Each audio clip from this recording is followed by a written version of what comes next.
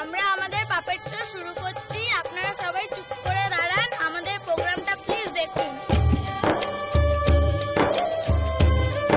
সবাই বলে মেয়েরা নাকি পুতুল খেলতে ভালোবাসে।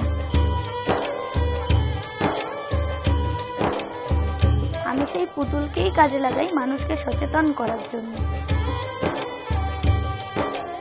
আমি আলপনা বিশ্বাস, তেজগঞ্জ হাই স্কুলে 12-এ পড়ি। ছোটবেলা থেকে আমি মামা বাড়িতেই মানুষ হয়েছি। আমি নিজে পুতুল বানাই, তারপর সেই পুতুলদের দিয়ে নানা বার্তা পাঠিয়ে দিই মানুষদের কাছে। বাল্যবিবাহ, শিশু এবং মহিলাদের অধিকারের মতন নানান বিষয় নিয়েই কাজ করি আমি আর আমার বন্ধুরা। মেয়েরা পুতুল নয়, আমার পুতুলরা সেই কথাই বলে। আমি কন্যাশ্রী।